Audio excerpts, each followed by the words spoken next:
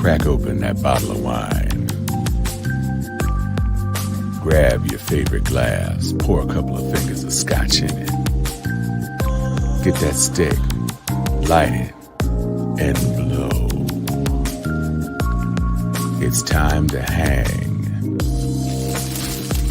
with Steel Sharpen Steel After Dark.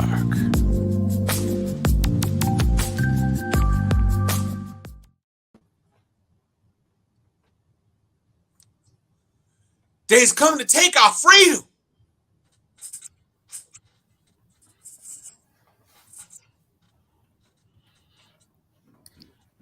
I see Massa around the back. I think it's time for us to go before they see us. Oh, the dogs, they coming. They're on God. And they wearing them big black ass cloaks. Lord have mercy. I don't want to get caught out here. Okay, so first of all, CJ talking about you making banana pudding and shit. You got to send some. Ma'am. How you just gonna tempt folks with pudding and shit? Right. Nah. Look, she done broke up the whole skit. I was like, I'm going for my freedom. Wait, banana pudding? Hold up, shit. What? Right.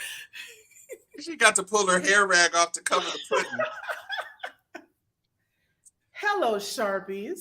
Hello, Sharpies. Welcome to this special edition of Steel Sharpen Steel. What the SCOTUS edition, basically. It's really kind of ridiculous and crazy.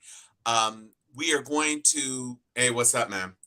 And James Herndon, first up into the chat this week. In a surprise, CJ was both making pudding, and I guess Anthony, I don't know what Anthony was doing. Anthony is somewhere fighting for his freedom right now. He's protesting on the streets, on the steps of something. Well, why don't we jump? I mean, normally we would do a fair amount of preamble and stuff like that, but I actually have a birthday party to go to. So we're going to try to get in and out this week as efficiently as possible. Yes. Obviously, one of the big pieces of news this week, in addition to SCOTUS, most of the show is SCOTUS, mostly SCOTUS, a little bit of Patti, and a little bit of Trump at the top of the show. But to get into it, we saw in the 49-page indictment with the 37 charges that they had excerpted portions of a conversation that took place on July 21st, 2021 at Bedminster, where Trump was basically showing off these papers. And so what had happened was this week that CNN came with the papers. And so we're going to roll this beautiful beam footage. Just take a listen to this if you haven't heard. These are bad, sick people. That was your coup, against you. It started right at the beginning. Like when Millie's talking about, you were going to try to do a coup. No, they were trying to do that before you even were sworn in. That's right. Trying to overthrow your election. Well, with Millie, let me see that. I'll show you an example. He said that I wanted to attack Iran. Isn't it amazing? I have a big pile of papers. This thing just came up. Look. This was him. They presented me this. This is off the record, but they presented me this. This was him. Going ahead and Defense Department and him. Wow. We looked at He said this is off the record on recording. This was him. All sorts of stuff. Clearly pages long. You can hear the papers folding. Let's see here. He reads like an old man. Let's see here. I just found, isn't that amazing? This totally wins my case, Except it is like highly confidential, secret. This is secret information. But look at this. You attack, and Hillary would print that out all the time, she'd send it, no, she'd send it to Anthony Weiner, the pervert. By the way, isn't that incredible? Yeah. I was just saying, because we were talking about it, and he said he wanted to attack Iran and what? These are the papers. This was done by the military, given to me. I think we can probably, right? I don't know, we'll have to see, yeah, we'll have to try to Declassify. figure out it. a See, as president, I could have declassified Yeah. it. Now I can't, but this is Yeah, classified. now we have a problem. Isn't that interesting? Yeah. It's so cool. I mean, it's so. Look, here and I have, and you probably almost didn't believe me, but now you believe me. No, I believe It's you. incredible, right? No, Hey, bring they never some had a bring some war, they cokes in, didn't want please. it. So this is the recording of the papers which he subsequently went on both television and Truth Social and Semaphore to proclaim he was just showing articles. I don't know how showing a newspaper clipping would prove to someone and have that person confirm their assent that it had been proven if it was just a newspaper clipping from what, like the New York Times? Right. Then he could have showed that on his phone. All you got to do is Google it. Got Right. his He phone in wouldn't his have had hand to all the time. unfold map-sized pieces of paper. It was like, wait, let me show you.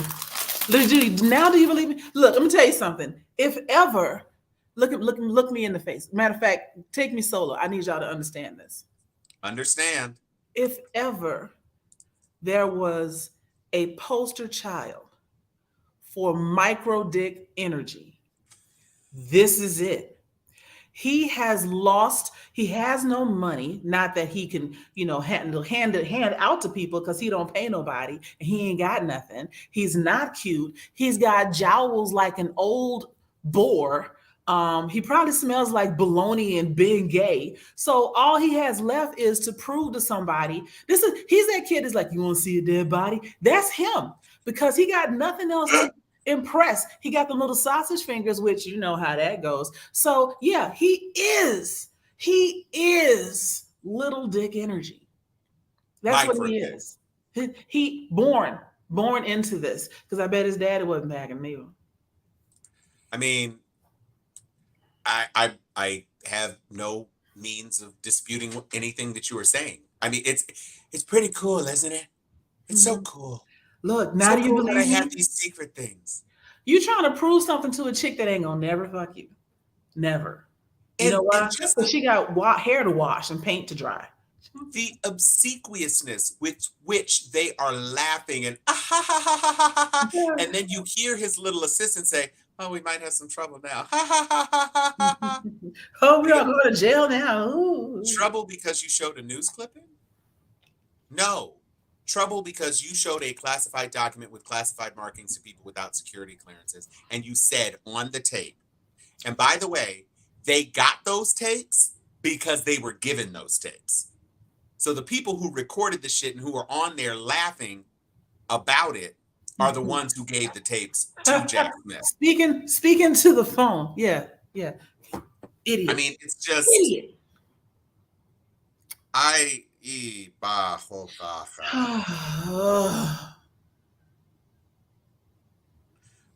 So I think what we are seeing is the disintegration, not only of him, because he's clearly disintegrating, but we are seeing the disintegration of the GOP entire, because they've put everything on him.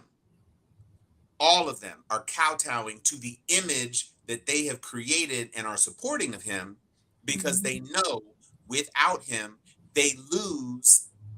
Even if they don't lose the entire 30% that are his slaves, they'll lose 15%. The best they can do at this moment, and I hesitate to say it because they might be mining the internet for ideas. The best they can do right now is martyr him. That's their winning strategy. Yes, I know. She didn't say that. She didn't say that. Let me explain. You don't have to, I did not say murder. Mark, okay. You do not have to kill the man. I'm not talking about that. I'm talking about let him go to jail, let him go down, and then lament his loss, and then prop up somebody else that will avenge the wrongdoing. That's the best strategy that they have at the moment. Because if they let him get the nomination, he can't win it. There are still a lot of rational Republicans that don't rock with this, regardless of what. I agree that there are plenty of rational Republicans who don't rock with it. Where I disagree is that you were depending on a level of cognitive dissonance that I don't think his core supporters possess. Wait. I'm not talking about winning the primary. He can absolutely win that. I don't think he can win the election. Oh, no, he can't win the election. Yeah. But that is going to, and since SCOTUS, the one good thing SCOTUS did this year was basically say, nah, that independent state legislature, that's some bullshit. Yeah. No, you don't get to do that shit. Mm-hmm. And so since that has basically been thrown away, the governors and the secretaries of state, most of which who didn't win anyway, so it would have been a tough climb. But now they basically shut the door. Anybody who's running, who's going to say, and we'll be able to do, no, you're not going to be able to do that. That's a wrap. You're Mm-hmm. done on that. So that gives me hope for Texas, quite frankly, because the legislature passed that bullshit about basically making Houston into. Well, they already threw out 1.5 million votes so Abbott could take the state. They threw it out in the last election. Abbott didn't win that state. Houston and Austin and San Antonio are too much of the population, and they're all solidly purple, and Houston is blue. There's no way on a popular vote he took that. No way. But when you trick a lot of people and go, look over there, and then burn a bunch of stuff that is against you, yeah, they can say we won because Texas knows what they want. You know what they want? Heat in the winter, you bastard. Well, that's what they want. They do. They do want heat in the winter, and I am anxiously waiting to see what is going to be the next little piece of the shoe to fall on the Trump bullshit, because it's good that things are where they are now. DeSantis is not the guy. They are not embracing DeSantis. DeSantis, if he ends up with the nomination, they will, the people who are willing to continue to vote, even though the GOP didn't save their Messiah, there are some rational people who won't vote for Biden because they consider DeSantis to be more rational than Trump for whatever reason. Yeah. But DeSantis is not pulling all of the Trump people.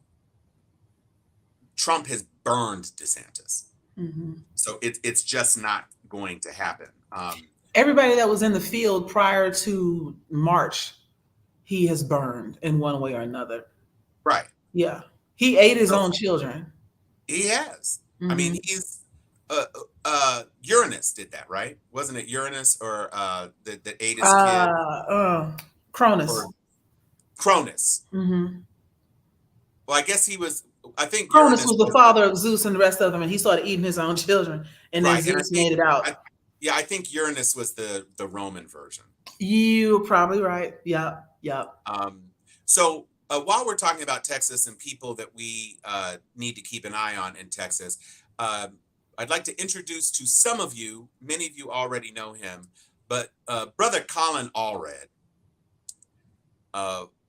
graduate of Baylor, star football player for Baylor, played 4 seasons in the NFL before he decided he was going to take his law school degree desiring self to the University of California, Berkeley. He got his JD at Berkeley and is now back in Texas as a rep and is gunning and running against Ted Cruz. Now, say what you want to about Beto O'Rourke. I liked Beto O'Rourke.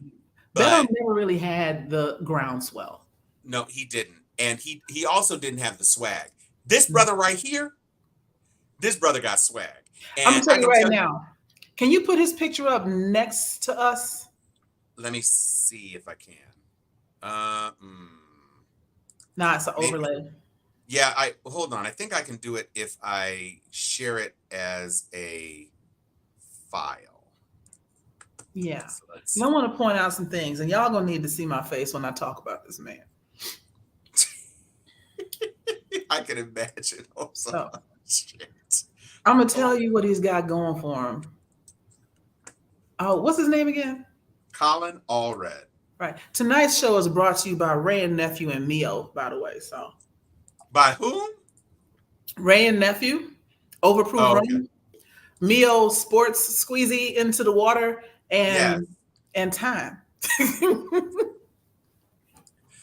Yo, it's been a long week. Oh my God, it's been a long week. It has been. But All right, so here it is. Here's Yes. old boy. There we go. That's what I wanted. Now, this is a case study in light skin privilege. Look at this man. Look at the wholesomeness. He looks like an All-American. He's built. He is a football player, so he's got that. Oh, you can linebacker. So don't get it confused. Right. Not a kicker. It's cuffing season, and boy, I need a reason. I want a big boy. I want a big boy. I want a big boy. And he's clean cut. He's got a smile in his eyes. His teeth is straight. Let's not underestimate the effect of good dental work. A good grill will take you far. Yes, of course, CJ. You knew where I was going. But here's the thing. He appeals to almost every woman. And that is 50% of the voting population. And then he's got sense. He will appeal to people with sense. That's another 10%. And then he's got, he is Black. He's got that going for him. He's rational. Yeah, he's mixed race. He's mixed with what? His mama was white. And he says that he was raised by a single mother. So I don't know if his father passed or if it was one of them situations where it just didn't work out. Okay, so he's like Obama Prime. If Obama played football instead of basketball. Correct. And he has 2 sons with his white wife. Fine. That plays in Texas. It does. Because the kids are adorable. Yeah, and understand everybody in Houston looks like this. Look at me, Tom. Tom, you from Beaumont. I'm from Houston. I am. Yeah. This is how we roll. He looks like family. Matter of fact, he kind of reminds me of my stockbroker. But anyway, that's the thing is he is going to play well in the state. And if he can get enough groundswell, and I believe he can, in the state, Texas is one of those places where if your home state backs you, you can make a run for the presidency at a later date. He's not going to do it now. But he can absolutely take out Eddie Munster. He can take him out in a heartbeat. But let's be clear. He played football for a Texas university. So that counts for a lot. Right. He is a person that could never. Texas is a football state. Yeah. And he was a football star for an important football program at the university level. And he is made it to the NFL. Charismatic. Yep. He's dynamic. And he's not too far left. Like he's not he really isn't. Ocasio-Cortez left. No. He's like, I mean, we could do some things to help some people. It's probably a good idea. And that again brings people ironically together in the state of Texas. They're probably going to try to get him on abortion issues. They're probably going to try to get him on college education, et cetera, et cetera. We'll see how he plays it. Well, all I know is that another thing he has going for him, to be honest, is that radio voice sounds like he was raised by a white single mother. His brother, you can hear the brotherness in it once you can hear the timbre and the tone, and he does bring swag and he says some shit but he's also knowledgeable about football. Again, Ted Cruz could never. Ted Cruz can hang it out. This brother is Ted going Cruz on to kids stomp want the to hug shit him. out of him. Everybody kids want to hug this dude. Oh yeah. He look like he give good hugs. He look like he smell like Drakkar Noir is success. And what was funny is that he was in the cabinet. He's not a state rep. He's a federal rep for Texas. On January 6th, he was in the room, and he was one of the people that like his colleagues were kind of hiding behind. He said he took off his jacket. You know how when a big dude takes off his jacket, you can see because the muscles are screaming out the shirt like, bitch, finally. And so he took off the jacket. He said, it's against our decorum, but I took off my jacket for the first time in that chamber and I started moving furniture. And we can move some furniture. Meanwhile, Josh Hawley is running through a damn hallway scrambling away, and he's ready to take an offensive line position and knock some fucking rioters out. This brother is the truth. He is the truth. And if you want to donate to his campaign, and I already have. Put it in the chat. I'm fixing her. Let me tell you something. Please understand this. This is going to sound extremely sexist, but I do have some empirical data to back up what I'm saying. And I also have my own lived experience to add into this. Ever since women got the right to vote in 1920, attractive men have had a better chance. It started with Warren G. Harding. Now, Warren G. Harding did some bullshit that led ultimately to the collapse of the American economy and the Great Depression, but it didn't stop him from being tall and broad and people like, oh, he's got charisma. Charisma has mattered more since women needed to be impressed. Bill Clinton, remember, with the saxophone, he was kind of fly. Obama's just fine as fuck. He still is. And so there's that. Even Jimmy Carter was affable. You know what I'm saying? Ronald Reagan was already a movie star. There is something to be said for the idea of a charisma. JFK, everybody wanted to get with him. Everybody. Right. There is something to be said for that. And this dude got it. He got that it factor for sure. And you can see if I think Vera was the one who was swooning over the Tifus. If you go to Colin Allred, the link I just put in the thing, it's the ActBlue link. He's showing even more of his teeth. And I will point out that his teeth to gum ratio is eminently superior to Tim Scott. Yes. This is an acceptable teeth to gum ratio. And I do want to know what their mouth do. I mean, I know that he's married and I'm just talking shit. I don't mean any of this, but I am serious about the fact that someone who is aesthetically pleasing to a majority of Americans has a better shot at getting elected. We've never gotten out of the mentality of the high school popularity contest. We're doing it on a grander scale. If it's just brother, like before Trump, everybody has some kind of, even, and I can't believe we're saying this, but even George Bush has some base level. He knew enough to know to listen to people around him, to not do anything illegal, mostly, I mean, unfunded war with Iraq, but mostly. I will say this. If this brother becomes the senator for the state of Texas, he moves right to the front of the bench of Democratic POTUS potential nominees. If he beats Ted Cruz and represents Texas, you're looking at a damn near good shot at the White House for the Dems. Yeah. Young, virile, athletic, got the white women vote on lock. Yeah. Sisters will fall in line just because they want to touch his children's hair, whatever. Right. And let's not forget, this is the guy who can do it. The next largest generation after the boomers who are dying off, and the tradition, the silent generation is still silent, but the next largest generation is Z, and the Zs rock with this. And he looks like all of their best friend in high school. Absolutely, he does. This is the dude. Going ahead. The Parkland kids will vote for this man. That's right. I mean, not the least of which, because he looks like he can stop bullets. Shit. There is that. I want to have some coffee with him. I'm going to quit making sexist, objectifying remarks about this man. He is happily married with a family. I'm just doing it for jokes. I just want to make that clear. I don't want nobody coming after me, but your boy could get it. Yeah, I'm putting the regular website in as well. CJ sent a pic of the banana pudding. He's kind of showing off a little bit on his own website.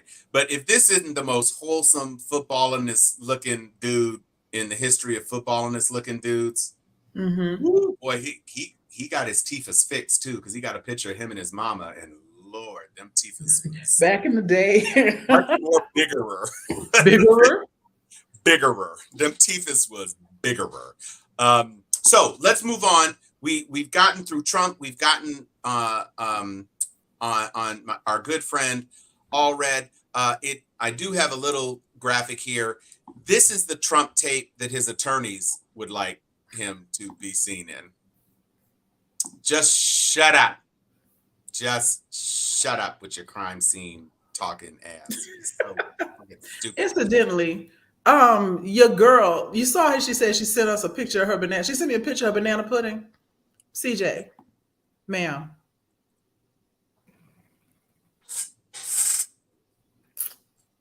Can you put this in the mail?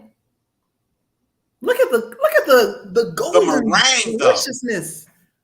You got one of them blowtorch things? This look like a blowtorch job. It looks like a blowtorch thing. Mm-hmm. Oh, you thought I wouldn't put it up? It's all wrong. You got us fucked up. Right. Yeah, we're gonna have to, I think I'm gonna announce it now. I think at the homecoming Steel Sharpen Steel Palooza, we should actually have like a little cook thing. I may just bring some ingredients and we got to decide. Would you like the mac and cheese? Yo, I've heard about Tom's mac and cheese, y'all. It's no joke.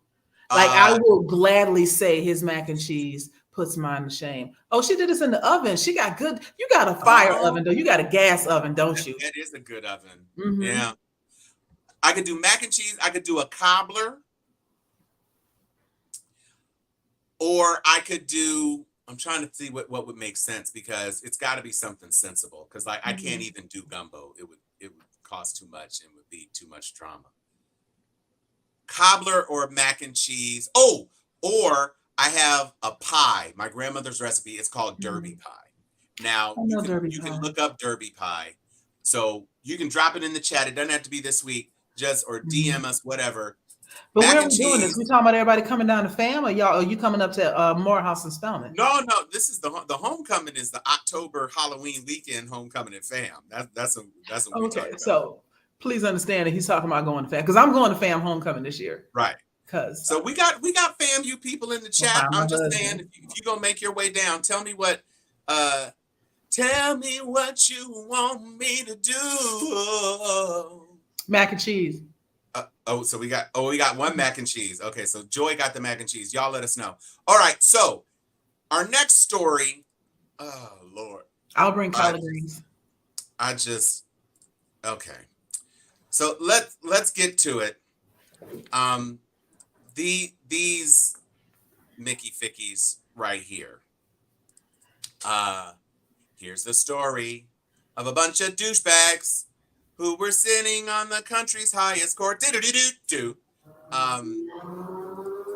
have decided that they were going to just screw things up. And the first thing, starting with the lowest hanging fruit, but perhaps the thing that affects actually more people is their denial of Biden's ability to cancel student debt. So he's already had to go. Alexandria Ocasio-Cortez came out almost immediately, said we need a plan B. He's already looking at a plan B.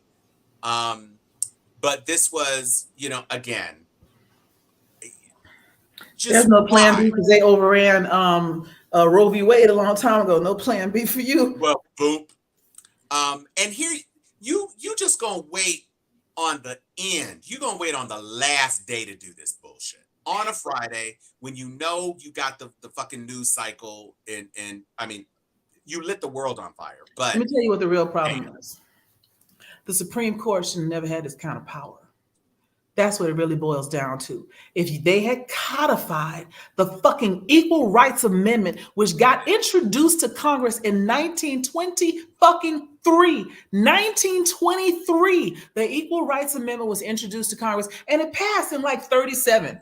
So still it's a long time. I mean, we had to deal with the Depression and some other shit, but it passed. It passed in the halls of the House and the Senate. What it didn't have was being ratified by an appropriate number of states within the right amount of time to be added as an amendment to the Constitution. So it's just still been sitting out there for 100 years. 100 years. The Equal Rights Amendment says that there shall be no discrimination based on the basis of race, gender, religion, all the things that we take for granted and have taken for granted for generations has never been law. It's just been good standard.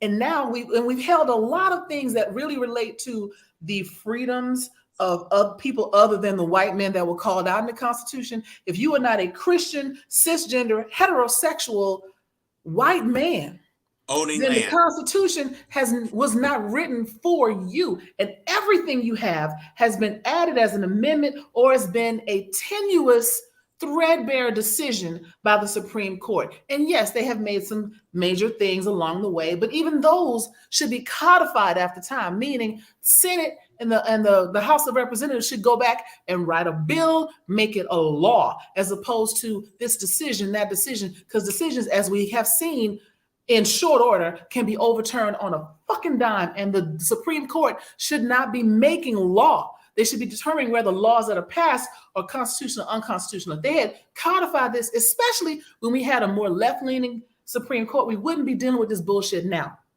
Sorry, RBG. Looking at you. Look, I'm looking at you. I mean, I know you up there, but you fucked up, and you know you did. Yeah, you did. And now we got to count on. I mean, You not gotta the count on fucking Kavanaugh to swing votes shit. How we get here? I know how we got here. Her emails. That's how we got here. It is how we got here. And honestly, Democrats needed to stop being so goddamn optimistic and realize there was no way this white man controlled country was going to let another 4 years go by without there being a white man in power. We had Obama for 8 years. They already hated that. He was not going to follow with the first woman. They were not going to head that route because it was a fork in the road. That was a seminal decision in the United States when we unfortunately, because the way we had shit set up, she didn't get elected. Had she got elected, we are living in Earth 629 or some shit. We still down here on 616, all fucked up. Somewhere, Hillary is president. Everybody can be married. Everybody can love who they love. Student debt has been canceled. All that shit, right? Honestly, all of it. I will ride on this. Joe Biden could have beaten Trump in a walk. Oh yeah. After Obama's administration. Yeah. Joe Biden he could have moonwalked backwards and tripped and fell and beat him. Any white man could have beaten Trump. Any white man. That's why they thought they had it in the bag. Like, well, if she was going to go up against somebody, her best shot was against Trump. But they underestimated the misogyny of America. Remember, America went for a black man before they went for a white woman. There was no way they was going to go that route. And let's be clear, if not for Jill Stein, who shed those votes from Hillary, and if not for James Comey, who poisoned the well the week before the damn election, Hillary still could have won. Yeah. If Jill Stein hadn't made her ego play, Hillary would have won. Mm-hmm. So let's be clear about that. And also, you say any white man could have beaten him. Trump didn't want to be president. Trump just wanted to get some hotel deals and blow up his market and do the next season of The Apprentice as I ran for president and now I'm back to fire people. That's exactly what he wanted. That's all. That commercial was already written. Oh, Mark Burnett has that shit on a digital hard drive somewhere. Know. So that was that bullshit. Next up, which is the thing that hit most of us in the gut, was the gutting of affirmative action, which,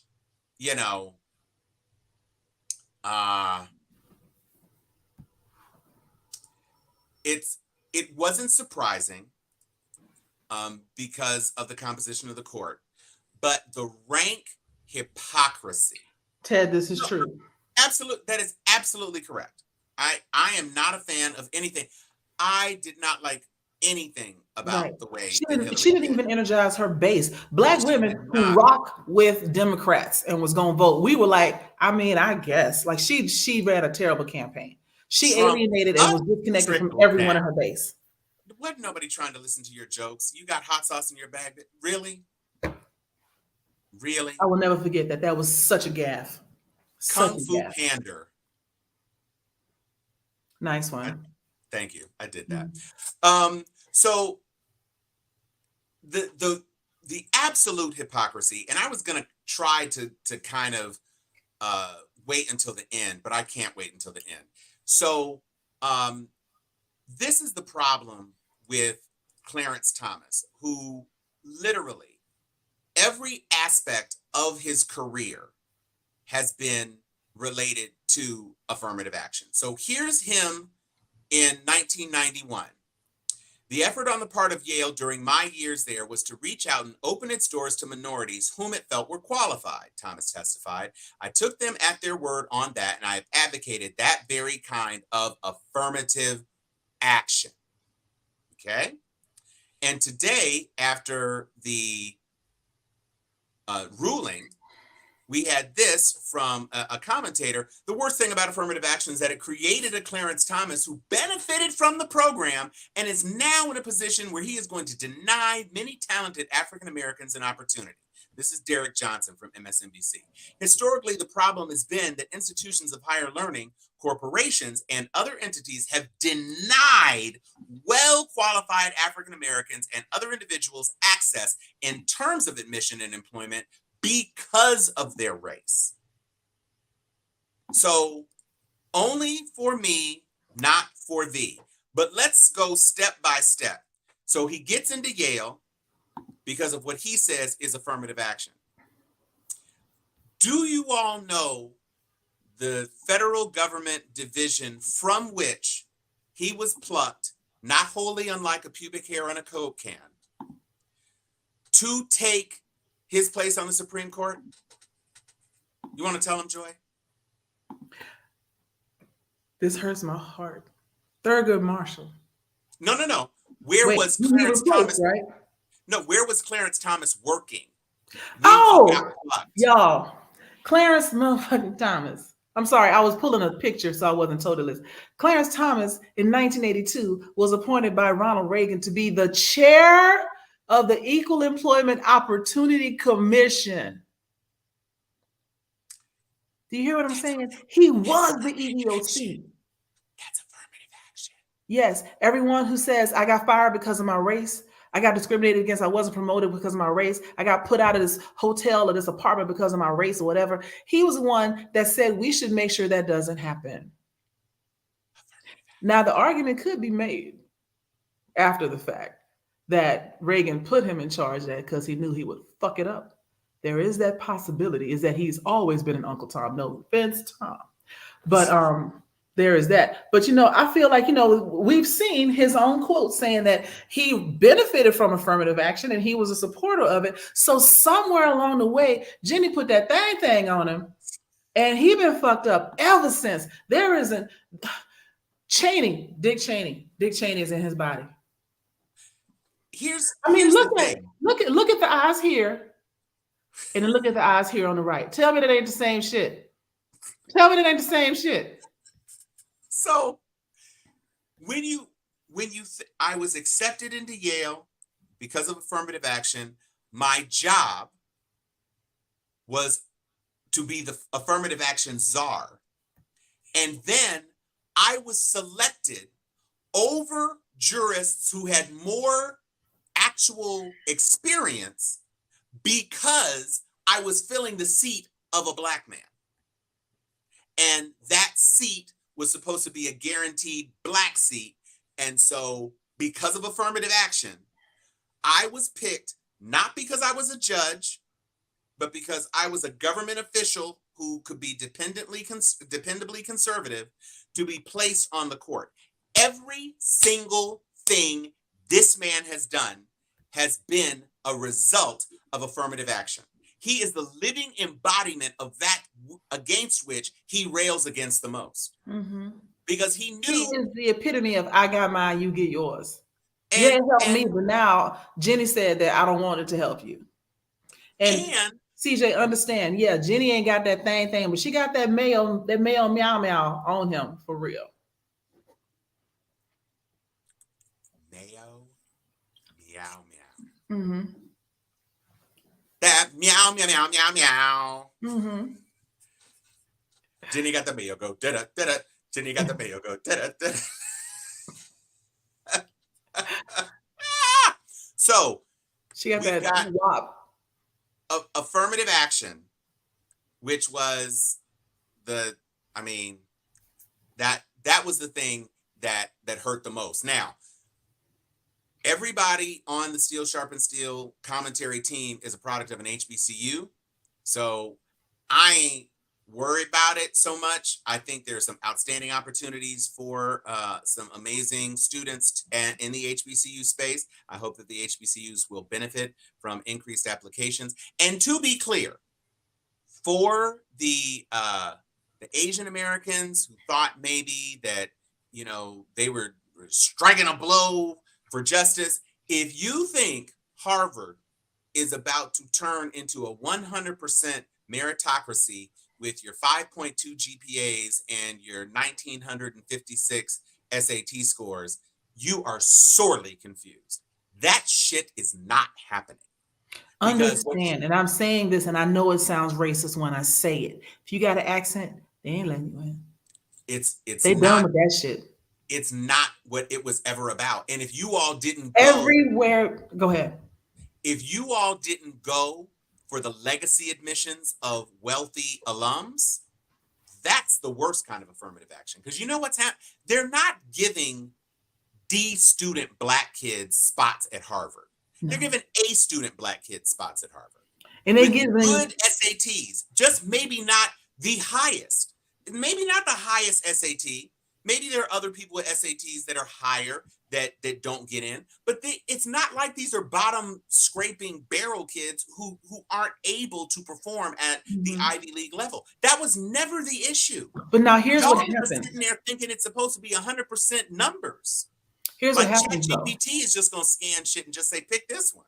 It rolls all the way down though. Here's what happens. Because of affirmative action, we've had a plethora of scholarships for minority students. If the scholarship is need-based, that might still rock, but there are a lot of need-based poor white kids out there too. So that is going to change the demographics of that. The scholarship was set aside for a person of color, a person with neurodivergence, a person with a disability, etc. Those are going to start to be eroded, which means you have a smaller pool of kids that even starting in like middle school, they're not going to make it into a certain high school. The high schools are not going to make it into college. The colleges are not going to make it into the centers where people recruit from. And you're going to see a drop on, we'll just use black applicants in all spaces across corporate America. And that's how they're going to start to push us out, because they're going to be able to say things like, well, you didn't go to Yale, so we're not going to hire you. It has nothing to do with your color.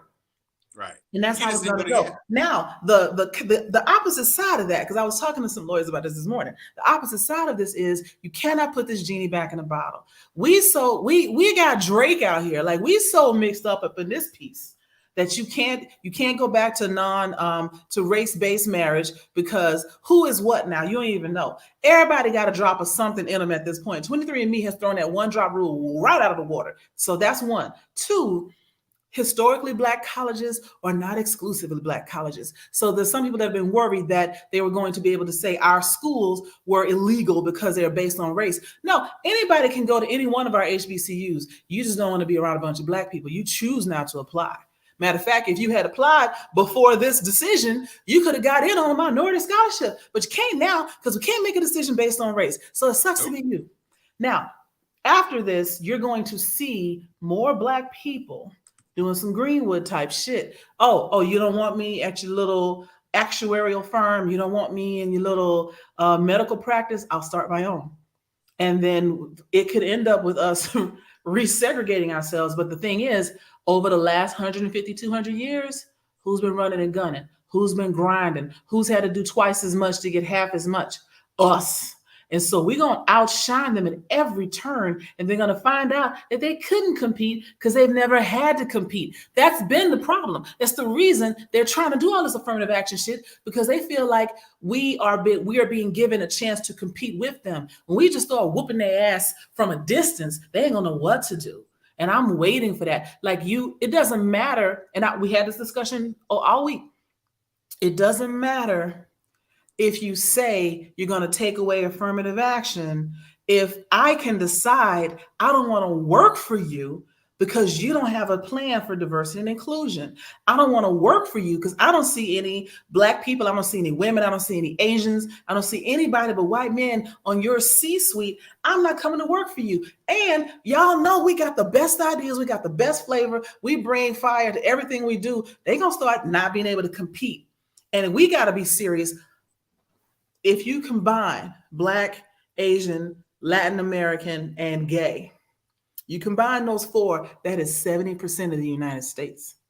If we can all come together and stop saying, oh, that sucks for you, or that sucks for you, and really come together as a group of marginalized people, we become the majority.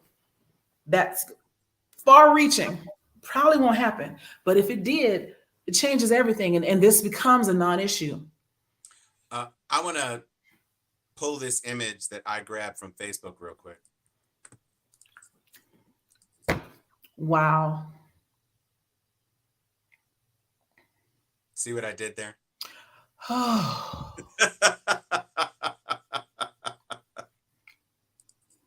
Just wow.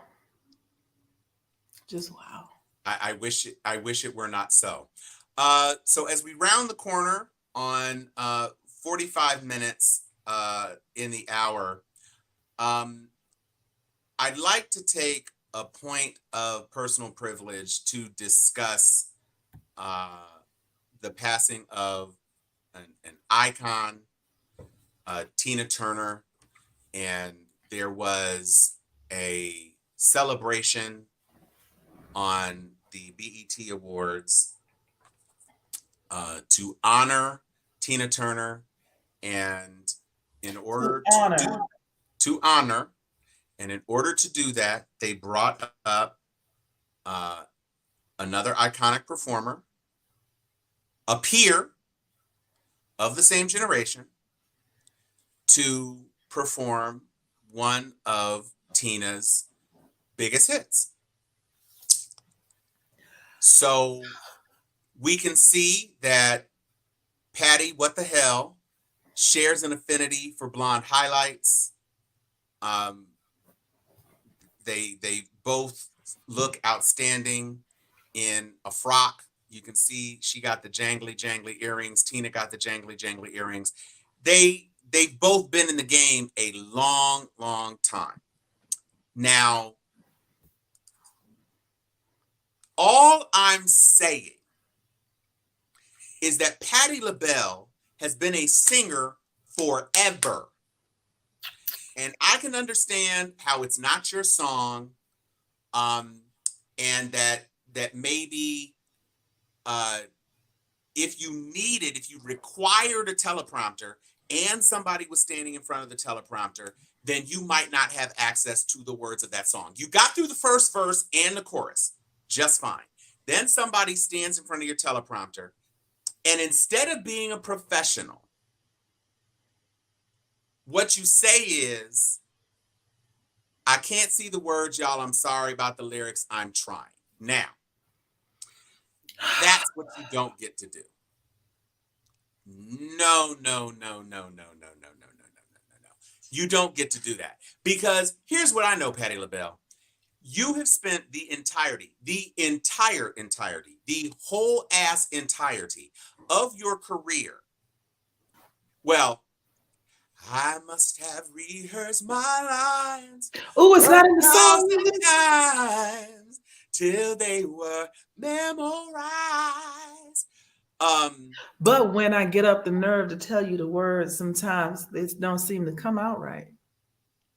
If only you knew the song that you were supposed to sing to.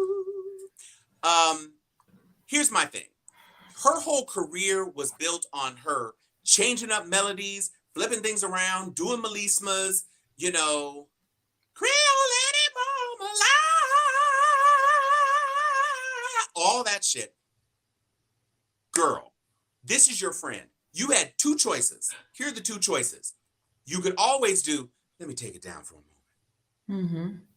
Tina Turner was a friend of mine, y'all. I remember when we were on the road with James Brown. Ooh, child. out, and the audience would have been with you. You could have carried them to church. Right. You could have walked them out the building. They We would have headed from followed Memphis you. to Chicago. We had nothing but some pig's feet and some chitlins in the back of the van. Anything. And we were rolling, baby. We were rolling. We were Rolling down the river and then just make the band and keep then, up. and then you're simply the best. That's what you could have done. That was your first option. Just take it down for a moment, talk it through, and then point to the people so the production assistant can see, if you don't get out from in front of that goddamn monitor, you silly heifer, you could have done that. But your other thing would have been, couldn't you have just made up some shit about Tina and just sang some off the cuff shit? She has a song called "You Are My Friend." You could have done anything. You could have just she could have passed the mic to the people in the front row.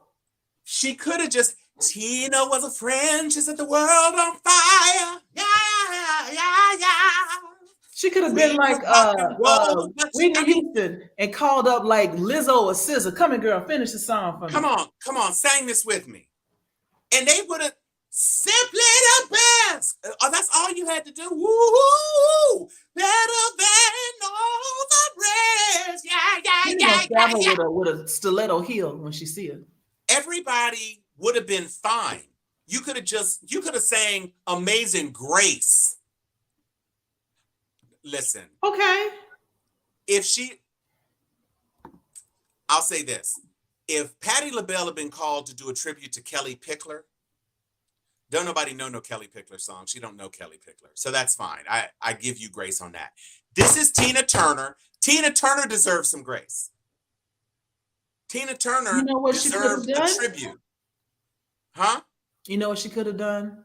She could have broke down crying and not been able to finish the song. She could have done that. And the audience would have run up on stage with tissues, scarves, towels, lifted her up on an imperial goddamn pharaonic sedan and walked her off stage. And she said, Shane. She better than. Read this. Wait, but see, okay. Not for a congressperson, dear Christ. Right. He ain't wrong, though. But let's be clear. She also did this in 1993 at the Christmas tree lighting on this Christmas. She did this in her verses with Gladys Knight, who knew all of her words. Gladys had her shit memorized. But she was like, y'all know I need the words to my song. Where my words at? It's not cute. Then you know what? Then have sheets of your lyrics sewn into your arm behind the fringe so you can Dracula that shit. Mm-hmm. I don't give a damn.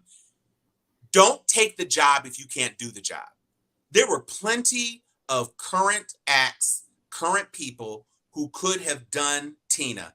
I mean, I'm sure Beyonce has already done a Tina tribute when Tina was alive and probably just came on stage and shook her tail feather and let shit Beyonce like that. do Tina. Let her do the hot leg shit. Let her sing the song and let you come on stage for the cameo. The chorus. You're simply the best. And simply the best part. Have a whole ass choir behind there. Now this is where management comes in. Don't put Patti on a stage by herself no more. Just don't do it. And you know who's not going to be doing that shit at the Grammys.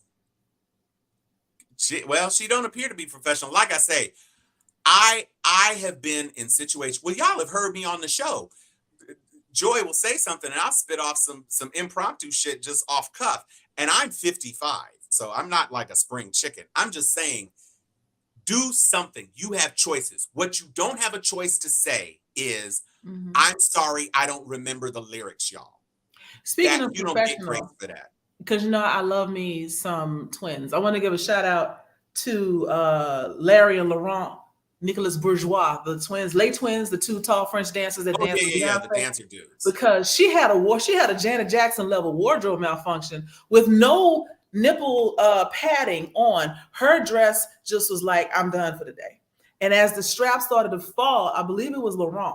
Strap started to fall. He's doing his dance and he just pop, turned in front of her and took her hand. He didn't grab her titty. He took her hand and was like, you need to fix this. And so he looked choreographed. You have to know what was happening to realize what was happening. He was like, how stand in front of her. Hey, girl, no shit is loose. And like, and it was so perfect. Come on, Lay So Twins. perfect. Well, and speaking of twins, there's another moment of Black excellence. The two twins that were just drafted in the NBA as the number 4 overall pick and then the number 5 overall pick. They're identical twins, right? Yes, they are. Their hair is different, but that's it. Right, but they're so the teams were just like, I mean, which one do you want? They the same. So right. You want which that one did you get? Oh, you should. We got this one. Mm-hmm. That's just. Yeah, I'm sorry. No, Patti. I'm giving you all the funk. And there were people who came on my page and tried to tell me no, I do not. Because you're a performer and a performer is supposed to be a professional. And if you cannot do that in a moment where you are supposed to be paying tribute to an iconic Black woman who struggled and overcame some of the most impossible bullshit, in addition to the other shit that every other Black woman performer of that era had to overcome, she also had to overcome Ike Turner. And on the freeway. We all saw the movie. Yes. Right. Rebuild, and they're finally giving Angela Bassett an honorary Oscar. Thank God. She shouldn't have lost to Holly Hunter. I'm sorry, Holly Hunter. That piano was bullshit. Yes. Patti, you got to do better. That was not. That you got to do better, or you got to stop doing it. Yeah, stop doing it. Retire. And don't you ever send her up there, ever by herself, ever again. Never again. And I will tell you what, because I'll be singing a tribute to her. Creole lady, mama. What's the rest? Right. Itchy gitchy in my feet. Yeah. I don't know. Itchy feet. What is it? Somebody tell me what the words. Yeah. What the hell does that mean? Kool-Aid, Pulu, pay, pal.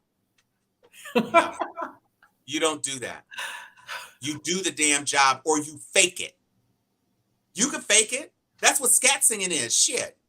And she grew up in a time of scat. Of course she did.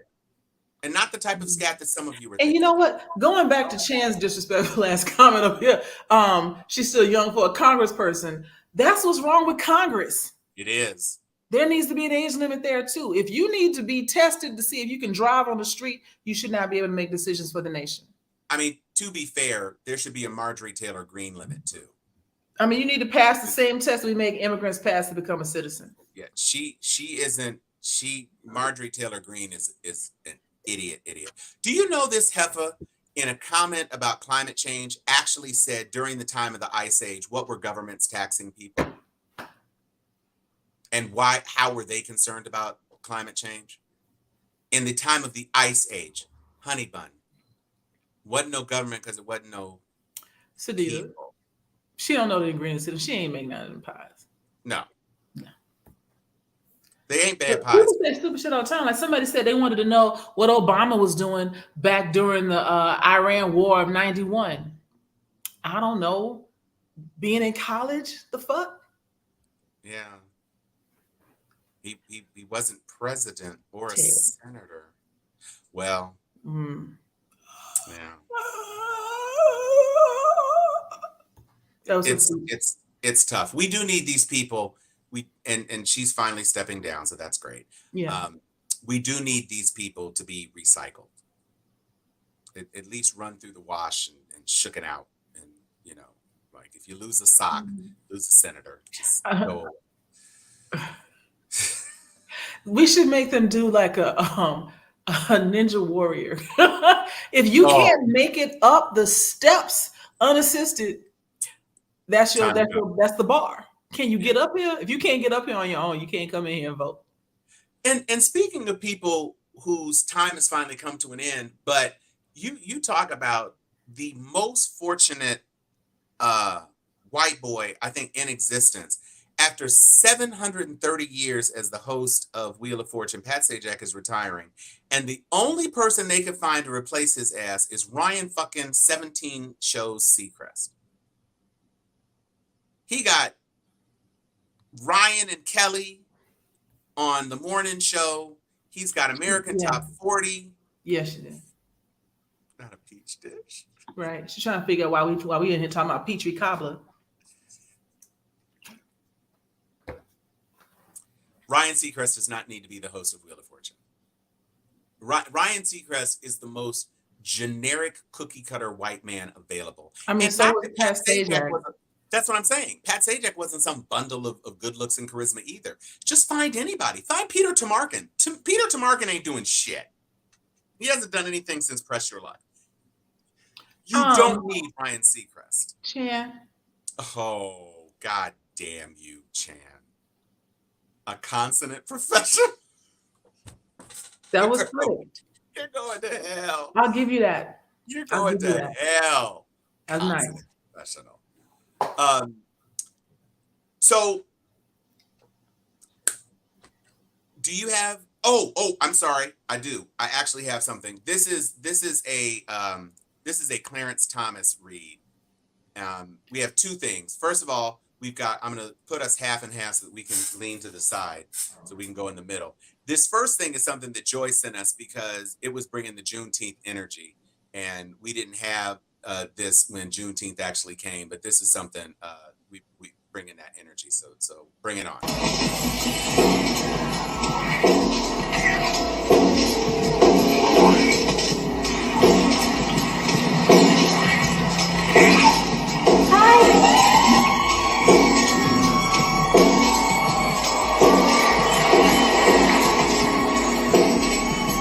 We're in trouble. Yo, Gabrielle Union will always be iconic for that eyebrow. That the fuck you talking to? That is the best part of that whole movie. Ancestors took me out. She said Columbus Day and Independence Day, looking at Juneteenth like she gave them the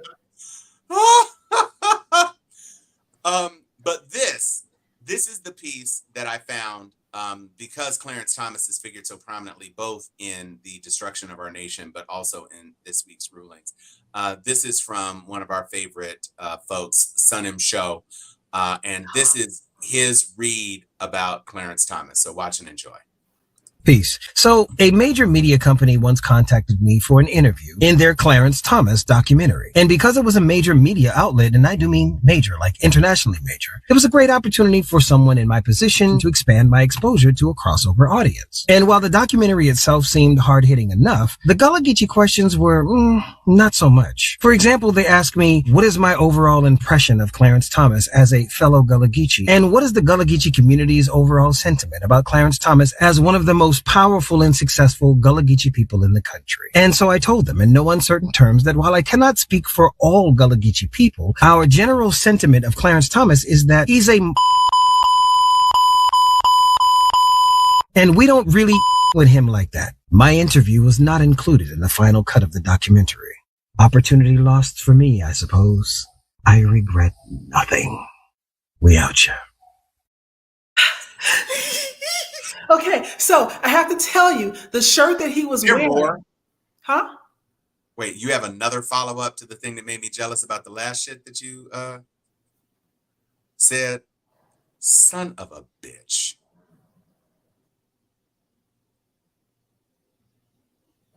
That's the shirt that he is wearing in that video. And it's the shirt he made for me. I got the first one. Because I asked him to make it. When I heard him say, he said on camera, stop contributing to our own oppression to make an impression on our own oppressors. So I bought that and Black and Proud. We out here. Check out Summer Show. He got some cool shit. I'm wearing this to every white event where I think it might be some coon ass niggas in the room. I'm wearing this forever. He is my imaginary baby daddy, and I love him and his dreads. Yes. Okay, I'm never playing another of his videos ever again.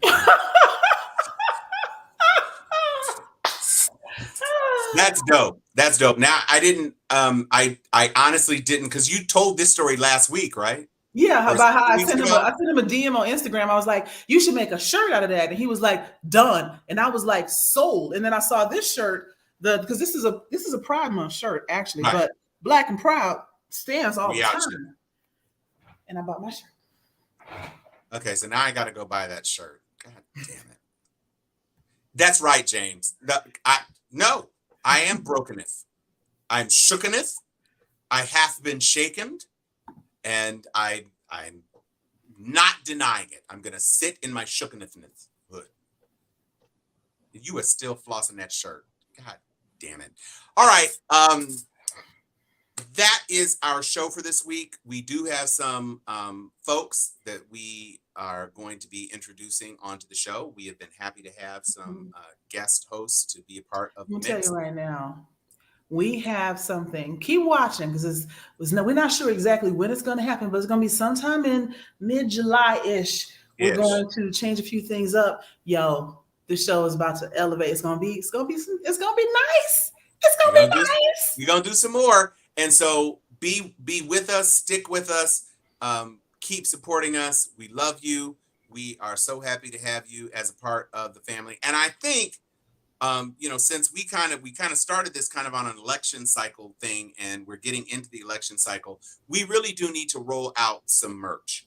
And so we'd like to hear from you. Should it be mugs, pads, shirts? What do you think you would like to see? What do you think you would rock as merch for the steeling and the sharpening and the steeling and things? So with that, I will say, I'm Tom Cunningham. I'm Joy Stevens. And this is Steel Sharpens Steel. We out you.